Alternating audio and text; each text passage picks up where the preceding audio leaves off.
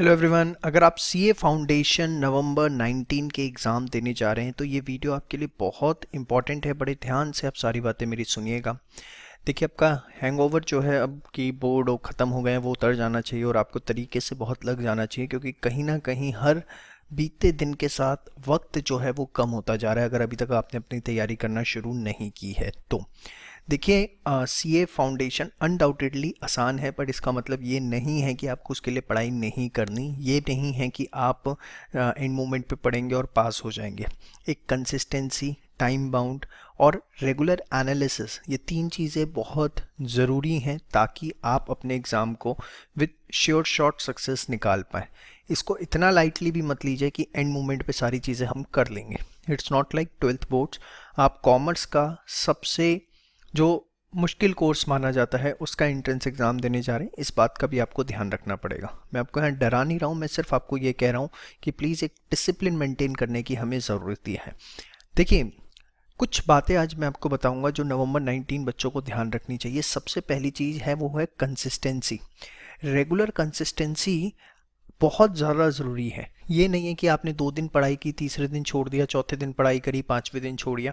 ऐसा बिल्कुल भी नहीं होना चाहिए। कम से कम आपको डेली 6 घंटे की रेगुलर स्टडीज़ करनी ही करनी है, और हर संडे आपको अपने टेस्ट देने हैं। अब इसके बारे में और अच्छे से मैं बात करूंगा, लेकिन डेली 6 घंटे की एक मिनिमम कंसिस्टेंसी अब मेंटेन करना शुरू कर दीजिए। टाइम बाउंड रहिए, ये नहीं है कि कभी भी पढ़ना शुरू कर दिया। आप अपना एक टाइम टेबल बनाइए कि हाँ, मुझे 10 to 4 स्टडीज़ करनी है, तो सिर्फ मेरा 10 से 4 पढ़ाई का काम है, उसके बाद मैं कुछ भी करूँ, ठीक है। तो वो एक बहुत ज़रूरी चीज़ है, टाइम बाउंड होना। अगर आप टाइम बाउंड नहीं होंगे, टारगेट्स अपने सेट नहीं करेंगे, तो अल्टीमेटली पता नहीं लगेगा, आपको बहुत ज़्यादा नुकसान हो जाएगा।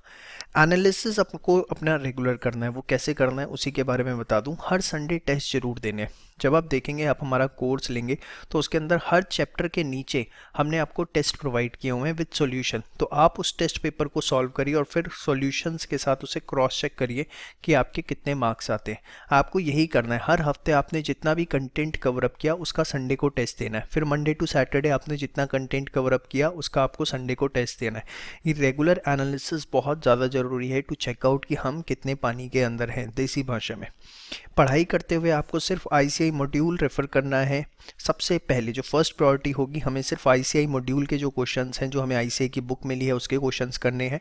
बुक फिजिकली अगर आपके पास नहीं आई है तो आप वेबसाइट से जाके डाउनलोड कर सकते हैं ICAI.org के। जब आप स्टूडेंट्स सेक्शन के अंदर जाते हैं तो वहाँ पर आपको बोर्ड ऑफ स्टडीज़ में आपको सारी की सारी बुक्स मिल जाएंगी फाउंडेशन की। वहाँ से आप डाउनलोड कर सकते हैं अगर फिजिकल बुक्स नहीं आएगी। रिवीजन के टाइम पे आपको रिवीजन टेस्ट पेपर्स और मॉक टेस्ट पेपर्स जो आईसीआई की वेबसाइट पर ही अवेलेबल होते हैं उस समय आपको करने हैं। लेकिन इनिशियली फर्स्ट प्रिपरेशन में सिर्फ आपको आईसीआई मॉड्यूल के ऊपर फोकस करना है बहुत अच्छे से।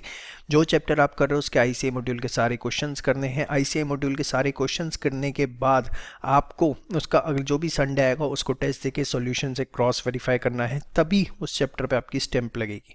और याद रखिए, कम से कम आपको 4 रिवीजन्स एंड में करनी बहुत ज़रूरी है एग्ज़ाम को क्लियर करने के लिए।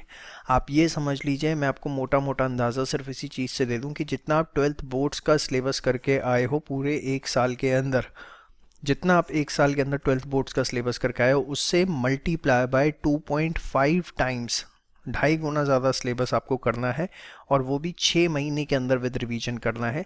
तो चीज़ों को थोड़ा सा प्लीज़ समझिए कि एफर्ट्स की ज़रूरत है। एकदम चुपचाप बैठने से या डेली आधी 1-2 घंटे पढ़ने से काम नहीं चलेगा। अपने आप को पुशअप करिए थोड़ा सा कि हाँ, आई नीड टू स्टडी। और जो बच्चे रैंक लाना चाहते हैं भाई, उनके लिए बता दूं, 6 रिवीजन्स की ज़रूरत है। अगर आपको रैंक चाहिए 25 to 50 के बीच में, 8 रिवीजन। अगर आप रैंक 2 से 25 के बीच में लाना चाहते हो, और जो बच्चा रैंक 1 का टारगेट लेके बैठा है वो 10 रिवीजन्स की तैयारी भी कर ले। सर, पढ़ना कैसे चाहिए? तो देखिए, एक रफ आइडिया मैं आपको उसका दे दूं।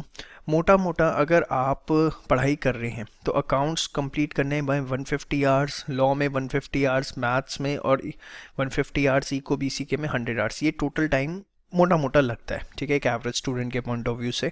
तो अगर मुझे टोटल 550 आवर्स चाहिए और मैं दिन में 6 घंटे भी पढ़ रहा हूँ, तो उस केस के अंदर मुझे 92 डेज़ अप्रॉक्स लग जाते हैं अपना सिलेबस कंप्लीट करने में, और जिसमें मुझे हर संडे रिवीजन भी करनी है और अपने टेस्ट भी देने। तो मोटा मोटा 120 डेज़ की एवरेज आती है, और 120 डेज़ का मतलब 4 मंथ्स, 4 महीने में आपका जाके सिलेबस ख़त्म होता है। देखिए, ख़त्म करने को तो 15 दिन में भी कर सकते हैं, लेकिन एक तरीके से जो सिलेबस ख़त्म होता है वो 4 महीने के अंदर इसकी एक ड्यूरेशन होती है पूरे कोर्स को ख़त्म करने की। और उसके बाद फिर आपको 2 महीने रिवीजन के लिए भी चाहिए, ताकि आप अपना कोर्स को अच्छे से सारा रिवाइज कर सकें, मॉक टेस्ट पेपर्स दे सकें, आरटीपीस कर सकें। टोटल 6 महीने, और आप ऑलमोस्ट अप्रैल एंड में जा रहे हैं। तो अब आपको बहुत तरीके से लग जाना चाहिए, क्योंकि मई, जून, जुलाई, अगस्त अगर आप सब कुछ सही से चलते हैं तो 31 अगस्त को आप अपना सिलेबस कंप्लीट कर पाएंगे। देन आप जो सितंबर और अक्टूबर, ये जो 2 महीने होंगे, इसमें अपनी प्रॉपर रिवीजन करके आप नवंबर में एग्ज़ाम दे पाएंगे।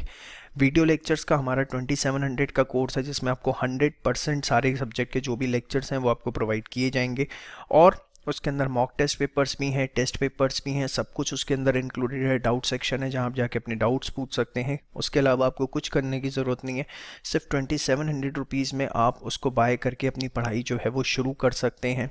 रिव्यूज़ उसके देखने हैं तो आप कमेंट सेक्शन पढ़ लीजिए किसी भी वीडियो पे, सीए फाउंडेशन की, आपको पता लग जाएगा कि उसकी क्या वर्थ है।